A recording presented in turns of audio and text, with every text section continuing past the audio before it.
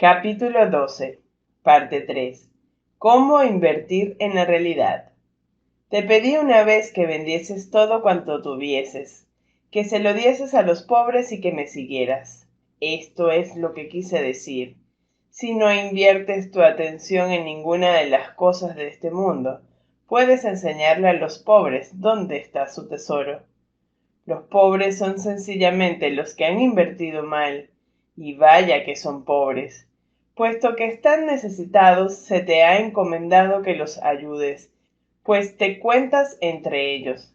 Observa lo bien que aprenderías tu lección si te negases a compartir su pobreza, pues la pobreza no es otra cosa que insuficiencia, y solo hay una insuficiencia, ya que solo hay una necesidad. Suponte que un hermano insiste en que hagas algo que tú crees que no quieres hacer. Su misma insistencia debería indicarte que él cree que su salvación depende de que tú hagas lo que te pide. Si insistes en que no puedes satisfacer su deseo y experimentas demasiado una reacción de oposición, es que crees que tu salvación depende de no hacerlo. Estás, por lo tanto, cometiendo el mismo error que él y haciendo que su error sea real para ambos.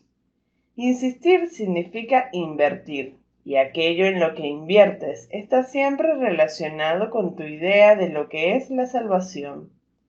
La pregunta se compone de dos partes.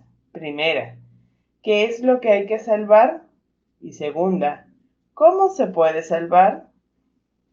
Cada vez que te enfadas con un hermano por la razón que sea, crees que tienes que proteger al ego y que tienes que protegerlo atacando. Si es tu hermano el que ataca, ¿estás de acuerdo con esta creencia? Si eres tú el que ataca, no haces sino reforzarla. Recuerda que los que atacan son pobres. Su pobreza pide regalos, no mayor empobrecimiento. Tú que podrías ayudarles, estás ciertamente actuando en forma destructiva si aceptas su pobreza como propia.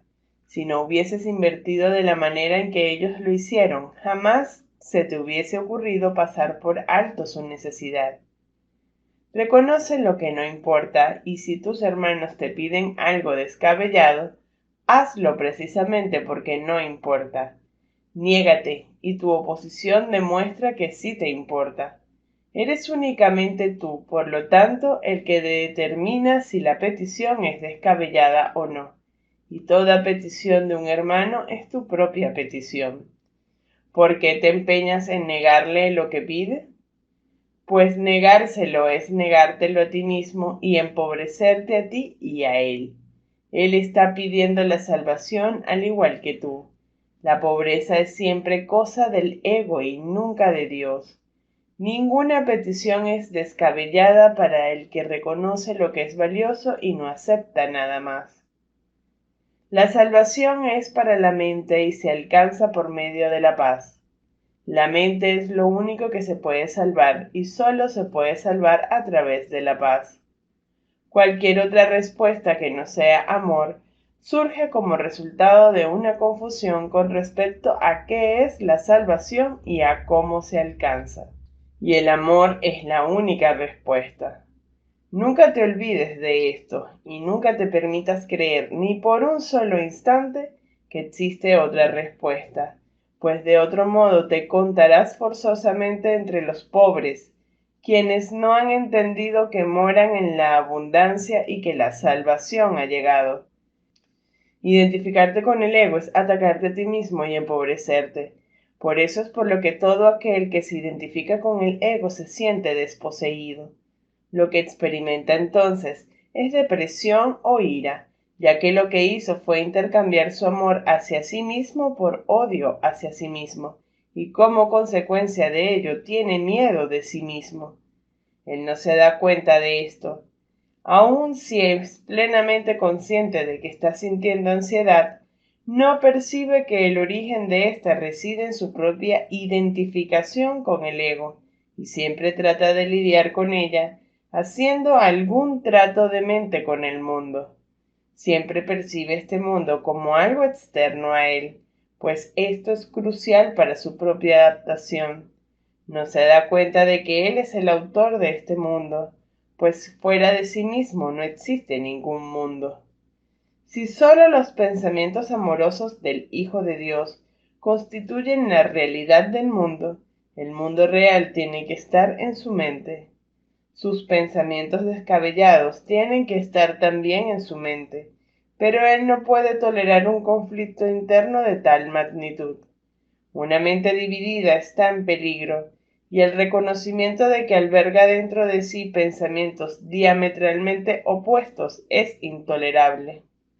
Proyecta por consiguiente la división, no la realidad. Todo lo que percibes como el mundo externo no es otra cosa que tu intento de mantener vigente tu identificación con el ego, pues todo el mundo cree que esa identificación es su salvación. Observa, sin embargo, lo que ha sucedido, pues los pensamientos tienen consecuencias para el que los piensa.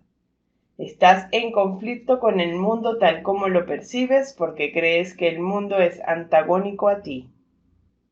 Esta es una consecuencia inevitable de lo que has hecho. Has proyectado afuera aquello que es antagónico a lo que está adentro, y así no puedes por menos que percibirlo de esa forma.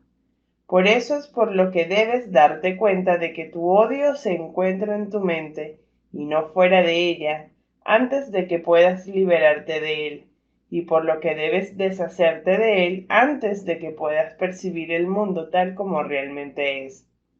He dicho antes que Dios amó tanto al mundo que se lo dio a su Hijo unigénito.